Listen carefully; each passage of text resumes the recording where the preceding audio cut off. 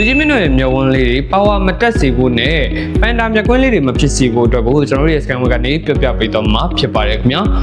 မင်္ဂလာပါ Skyway မှာကျေးဇူးပါတယ်ခင်ဗျာ TV ကြည့်တဲ့အခါမှာ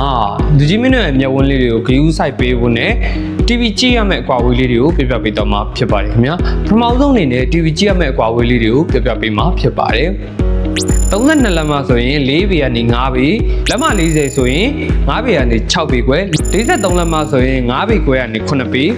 50လက်မဆိုလို့ရှိရင်6ပေကွယ်ကနေပြီးတော့10ပေ55လက်မ TV ဆိုရင်9ပေကနေ9ပေ65လက်မ TV ဆိုရင်10ပေကနေ10ပေကွယ်85လက်မ TV ဆိုရင်9ပေကနေ12ပေ85လက်မနဲ့အထက်ဆိုလို့ရှိရင်10ပေကနေပြီးတော့15ပေအထိခွာပြီးတော့ကြည့်ရှုပေးတင်ပါတယ်ဒီလိုမျိုးအကွာအဝေးကန့်သက်ချက်လေးနဲ့ကြည့်ရှုပေးမယ်ဆိုရင်တော့လူကြီးမင်းတို့မျက်ဝန်းလေးတွေကိုကောက်ွယ်ပြီးသားဖြစ်ပါလိမ့်မယ်အခုပြပြပေးခဲ့တဲ့အကွာအဝေးတွေထပ်ပိုပြီးနီးတဲ့နေရာနဲ့ကြည့်ရှုနေတယ်ဆိုရင်တော့အချိန်ကြာလာတဲ့နဲ့အမျှမျက်ရည်ဘူးကြာတာတွေနဲ့ခေါင်းမကြည့်မလင်တာတွေဖြစ်စေနိုင်ပါတယ်ခင်ဗျာကျွန်တော်တို့ Skyway မှာဆိုရင်လူကြီးမင်းတို့ရဲ့မျက်ဝန်းလေးတွေပါဝါတက်တာမျက်ရည်ဘူးကြာတာတွေမဖြစ်စေနိုင်တဲ့ eye care function တွေပါဝင်တဲ့ TV ကိုရရှိနိုင်မှာဖြစ်ပါတယ်ခင်ဗျာ flicker free နဲ့ low blue light system တွေပါဝင်တဲ့အတွက်ကြောင့်မို့လို့ကျွန်တော်တို့ရဲ့ Skyway TV ကိုအချိန်ကြာကြာကြည့်ရှုတယ်ဆိုရင်တောင်မှ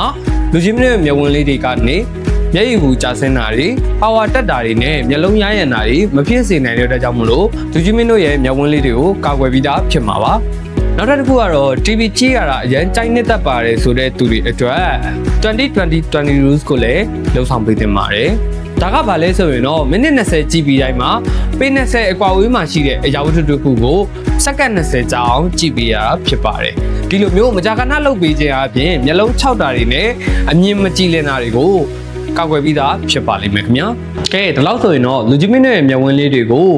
မထိခိုက်စေမဲ့ TV ကြည့်တဲ့နီလန်းနေနဲ့ TV ကြည့်ရမယ့်အကွာအဝေးလေးတွေကိုသိရှိသွားလောက်မယ်လို့ထင်ပါတယ်အားလုံးကိုကျေးဇူးတင်ပါတယ်ခင်ဗျာ